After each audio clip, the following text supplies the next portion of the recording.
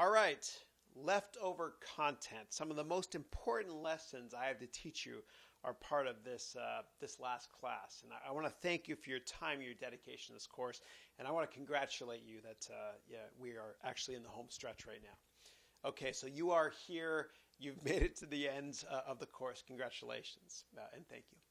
Okay, so we're going to talk about leftover content, stuff that I haven't covered before that I think is very important to cover.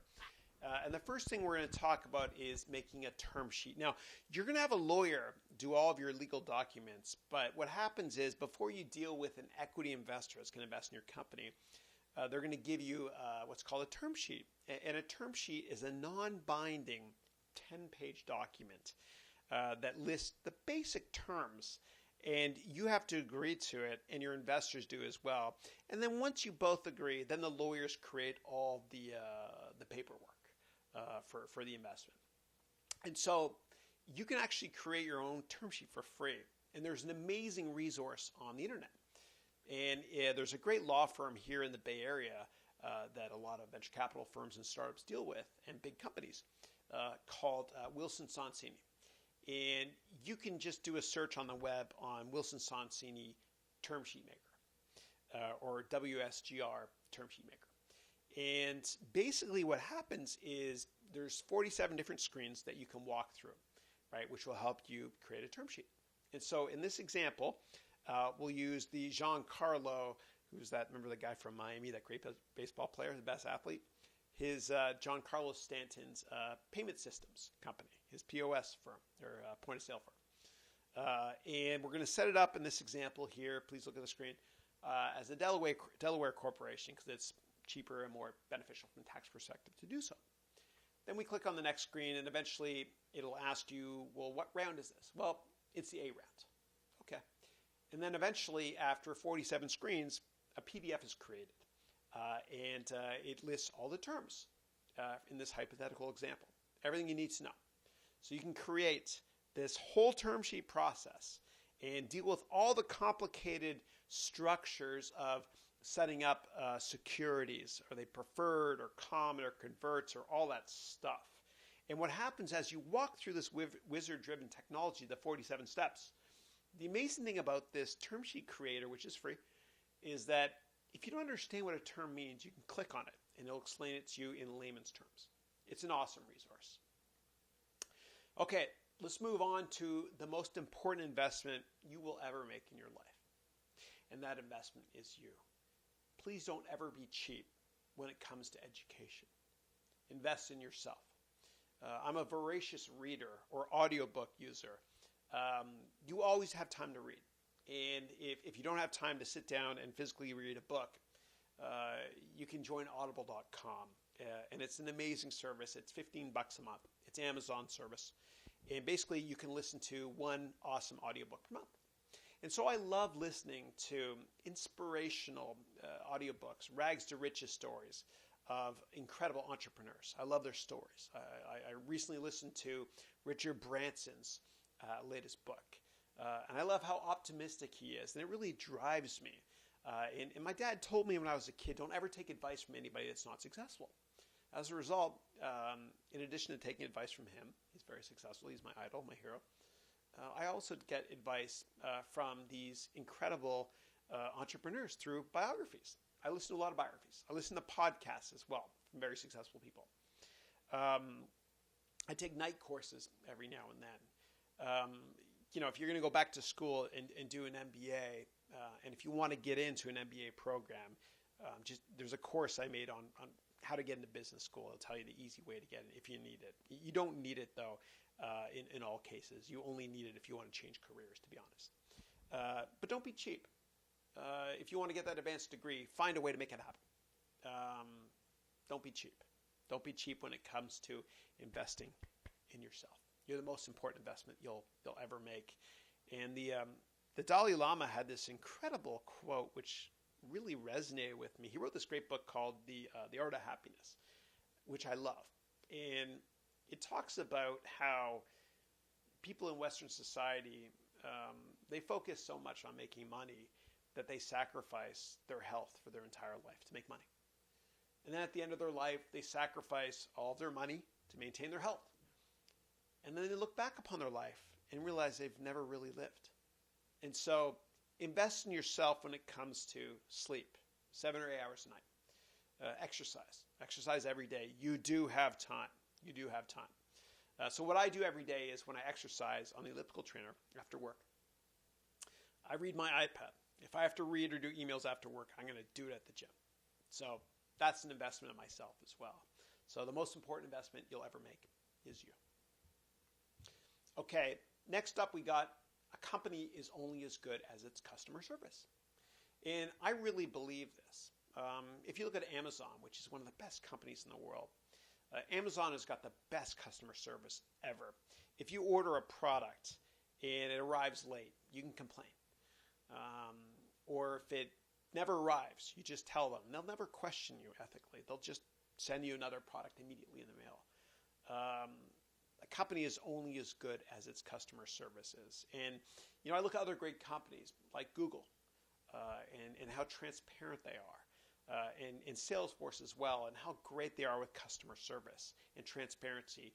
And I really admire those companies because transparency builds trust. It's an ethical issue. And so Salesforce actually has a website up which tells you in real time which one of their servers are down. Okay, it's a trust website. Google has a website, and Google has a lot of self-driving cars here in the Bay Area. There's real people behind the wheel just in case. But they actually report on a monthly basis. You can just Google this. They report on a monthly basis all the accidents they've had, if any. And so transparency is really important from a customer service perspective. But again, a company is only as good as its customer service. And the poster child of this certainly is Amazon. Next up, you have to be long-term greedy. When I worked at Goldman Sachs years ago, they didn't hire the smartest people at Goldman Sachs, which is how I got the job. They actually hired people that got along really well with each other, and people that were kind of long-term focused. And they taught me at Goldman to be long-term greedy, and I never really understood this until recently. And I've read a lot about how Warren Buffett invests, and he always said that the longer the view, the wiser the intention. And so you need to be long-term focused. You want to add as much value as you can to your customers. The customer's always right. And in the long run, you'll win more business if you have that belief. Another reason you want to be long-term focused is because when you invest in companies, you want to think like the entrepreneur, like the founder. And founders are very long-term focused, right? The best founders don't care about quarterly numbers. Jeff Bezos couldn't give a damn about quarterly numbers. He cares about long-term market share, right? And long-term dominance, or the ability to disrupt different markets. So start thinking like a founder when you invest in these companies. Don't think short-term. Think long-term. Very, very, very important. And you also want to have a long-term gap analysis of your life, from a professional perspective. You want to kind of pick 10 years from now and where you think you should be professionally at that point. That's a long-term target. And don't set your goals conservatively. Set them high, and then set them higher, right? And then what you do is you try to fill that gap. Right? It's called a gap analysis. How do I get there? Right? How do I get there? And you'll start achieving your dreams by thinking longer term. And I love talking to very successful people. And every time I meet a successful person, I ask them why they're successful. And I wrote a book about this called 101 Crucial Lessons They Don't Teach You in Business School. And basically, one of the cool lessons I got from one conversation I had with a successful person is that they love getting criticized, successful people. Because when you become successful and you think very long term, people are going to criticize you because they're jealous. And I love this quote. Check this out. Unjustified criticism is a disguised compliment. So bring on the doubters. Bring it on. Be long-term focused always. Next up, wealth equals health plus gratitude and happiness. I've met a lot of people that are children of billionaire parents. And for the most part, a lot of them are absolutely miserable. You don't ever want to make money your idol. You want to focus on wealthy people being healthy people, being grateful and being happy. And so, as you can see by the graphic here, some people are so poor, all they have is money. Don't make money your idol. Don't do that. Don't do that. And never go into business or start a career because of money. You'll be miserable, man. It's just not worth it. Life's too short. Do what you love doing, right? Do what you love doing. Steve Jobs, he dropped out of Reed College, right? He didn't have a degree. Neither did Bill Gates, neither did Mark Zuckerberg. Degrees are not too important. They open a lot of doors for you, which is cool, whatever, from a networking perspective. But the most successful people I've ever met love what they do. They're so passionate about what they do. And it's never about the money. It never is. It never is.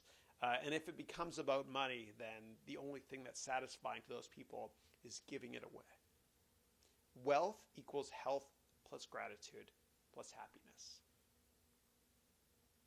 Turnarounds don't work in technology. We talked about this quite a bit.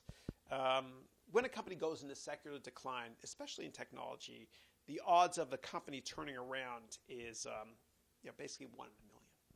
One turnaround in tech works per decade. And I mentioned before that IBM was a successful turnaround in the 90s. And you can read the book I mentioned by Lou Gerstner, who says elephants can't dance, on how we did it. And of course, Apple had a great turnaround last decade, only because the founder came back. But when a technology company goes into secular decline, don't chase that investment, right? Cut your losses immediately. If it's a publicly traded company, sell it. Right? If you decide that that company is going to be less relevant in 5 years than it is today, sell the company, right?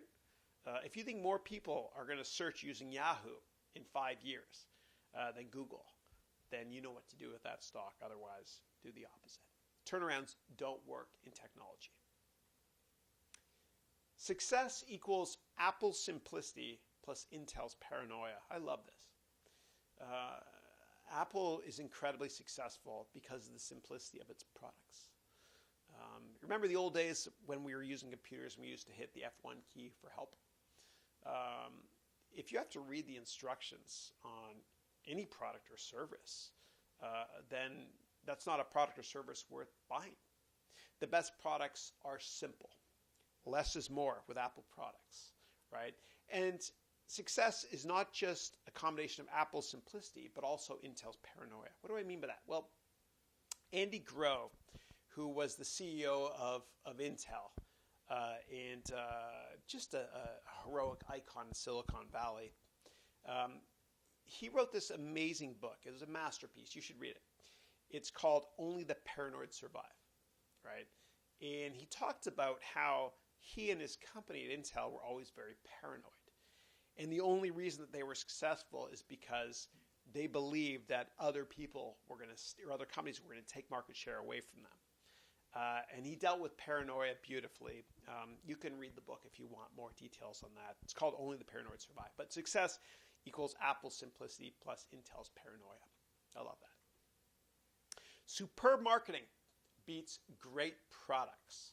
Okay, and there's the great Muhammad Ali, who is the best self-promoter in history. Love that guy. And you'll see a couple of icons on his hands there of great companies that had amazing marketing campaigns historically. Microsoft had great marketing campaigns before the founder left, when Bill Gates was still there. And then, Phil Knight at Nike had incredible marketing as well. And the same can be said for Apple, of course, now. And so the best companies are not the ones with the best products, right? Usually it's the ones with the best marketing. So I'll give you a great example. So there was the head of sales and marketing at Microsoft years ago, a guy named Steve Ballmer, who eventually became CEO. And he worked for Bill Gates at Microsoft. And in between Harvard and Stanford Business School, where he dropped out, I think, he worked at Procter & Gamble. And he was a product manager on the Duncan Hines cake mix box, which you can see in the picture in front of you there. And he basically took that product from number 3 in market share to number 1 in the world market share. Duncan Hines, when he worked at Procter & Gamble. And the way he did it was he used marketing tactics. He made the box bigger than the competition. And so if you buy Duncan Hines cake mix today, you'll realize that half the box is empty, right? It's just marketing. And interestingly enough, Microsoft Windows dominated in the 80s and 90s because they had great marketing. That was one of the reasons. In fact, if you look at the size of a Windows 1.0 box or Windows 3.1 or Windows 95 or Windows 98 or Windows Millennium, all those boxes were the same size as the Duncan Hines cake mix box. So superb marketing beats great products. And Nike kicked ass with marketing back in the 80s. I don't know if they had the best products, but they had superb marketing. Remember the Bo Knows baseball, the Bo Knows golf, Bo Knows hockey campaign. Loved it. Superb marketing always beats great products. Less is more in business. We've covered this one over and over and over again. But one of Abraham Lincoln's early speeches, which you can see written behind him on the wall, was only a couple hundred words. And in business, in this day and age, Twitter is very successful because you can say a lot in as few words as possible. And so less is more in business always. Try to think of it this way. When you write an email to somebody or a text, try to pretend that each word you write costs you $100. With that in mind, you'll make sure that less is more when you communicate. Timing is crucial in business as well. And this is the last time I promise I'll mention Wayne Gretzky, who's the greatest athlete in history, greatest hockey player ever. I'm Canadian, of course, I have to say that. But we loved Wayne Gretzky growing up. And I'm going to repeat a quote of his, which I mentioned earlier on this course, which is, Wayne Gretzky was very successful because he didn't skate to where the puck is. Rather, he skated to where the puck is going to be. He had the foresight of knowing the right timing. And so if you're a technology company, for example, and you time the market wrong, you can destroy a lot of shareholder value. Apple's a great company, but they were way too early with the Newton, a couple of years too early. And then Palm Pilot took off. Another great example of this is YouTube. When Yahoo bought Broadcast.com from Mark Cuban for about, $4 or $5 billion, whatever it was, in the late 90s, that could have been YouTube for Yahoo, but they were too early. Yahoo also spent a lot of money on a company called GeoCities at that same time. That was a social networking site. That could have been Facebook, but their timing was off. And so I've had the privilege and opportunity to have Andy Bechtolsheim as a keynote speaker at a couple of my venture capital events.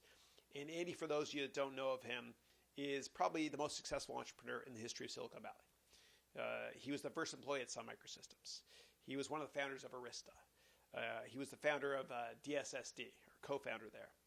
Anyway, the bottom line is he's never failed in his entire life at starting a company.